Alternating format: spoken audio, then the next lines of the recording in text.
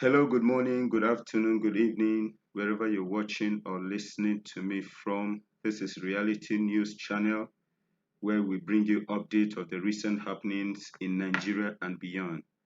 Please, if you have not subscribed, kindly subscribe and click the notification bell for more updates.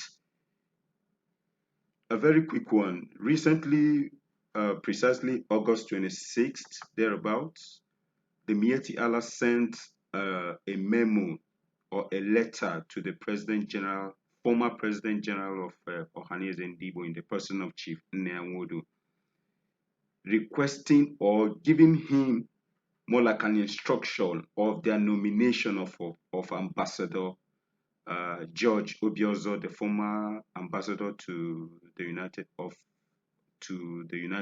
States. I read the letter here. It says, "We bring you warm greetings from the Fulani Nation, and we acknowledge your spirited effort in stemming the tide of secession and division being championed by some misguided Igbo youths.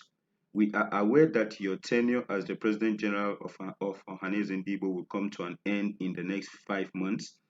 We have also taken cognizance of the fact that it is the turn of Imo State to produce your successor. In view of that, we are closely in touch with Governor Hope Uzodinma, and he has accepted our choice candidate, Ambassador George Obiozor. With Ambassador Obiozor, we can be confident that our interest, which is the protection of our over 100,000 herdsmen, is assured." As a corollary to this, we have forwarded your name to the presidency for immediate appointment upon the expiration of your tenure. Accept our assurance of kind regards. Just imagine what is happening. Protecting the interest of Fulani herdsmen in the East is their prime focus. Protecting the interest of Fulani herdsmen. Fulani herdsmen killing people, Fulani herdsmen taking the lands of the indigenous people, Fulani herdsmen, maiming people, raping people. Those are the people that these so-called Igbo leaders serve their interest. You can imagine Miyetti Allah with the audacity to nominate, and subsequently you will see the video where, of course, the election has taken place. They have imposed another leader on the Southeast after succeeding with the person of Hope Uzodinma himself. Now another person has been imposed on them. The election was, in fact, it was more like the more you look, the less you see. The election was just an act, just more like a film, more like an act. It was a script being acted. Please, I will play you the video. You will look, you will see the video for yourself. This is serious.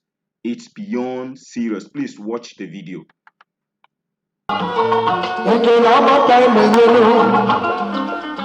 Delegates from the 5 Southeast states and other Igbo-speaking South states present at the Dan Iron Stadium in Owerri to elect new leaders for the Igbo socio-cultural group Ohanaeze Ndigbo.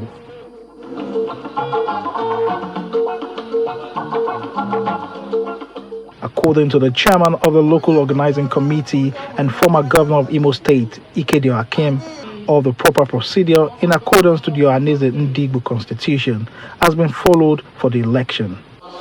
This was also corroborated by the outgoing President General Nneawodo, who thanked all Igbos for their support during his tenure.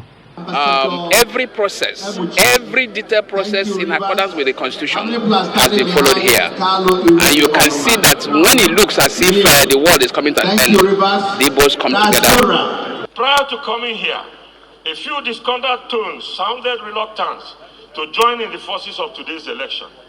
I believe these voices did not mean well for Ndigbo.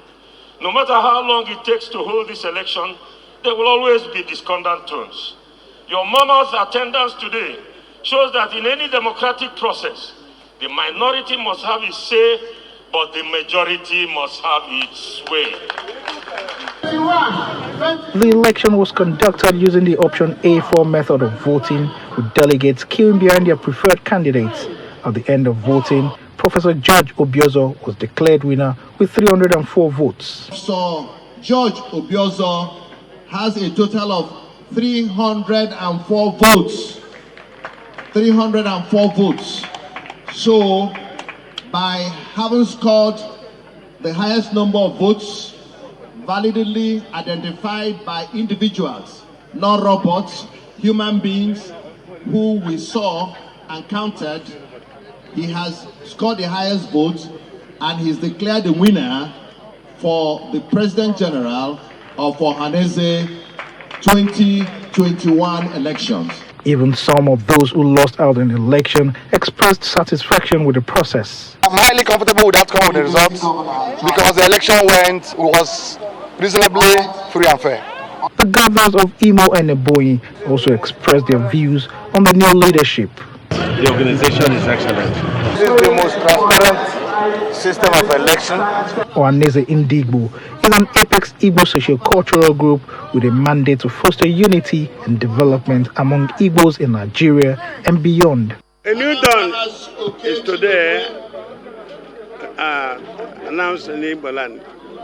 We will have new narratives and new strategies to solve Igbo problems. We will have more cooperation and not conflict. We will have peace, more peaceful approach, and more peaceful coexistence rather than conflict, either with ourselves or with others. In fact, we will make peace a priority. We will make sure that the security of our people is guaranteed, at least gotten under control as soon as practicable. Honestly speaking, it's a momentous moment for us, a time to reflect and act pragmatically and in the national interest and interest of Igbo in particular. It's very important that we know and take lessons from history. All right, in fact, those who forget their history are condemned to repeat it with more tragedy than this time. We will never forget our history. Igbos must return to the concept of education. Qualitative education is education that launched Igbos into primary position in Nigeria. We must maintain that tradition. It's very important that we really develop Igbo land.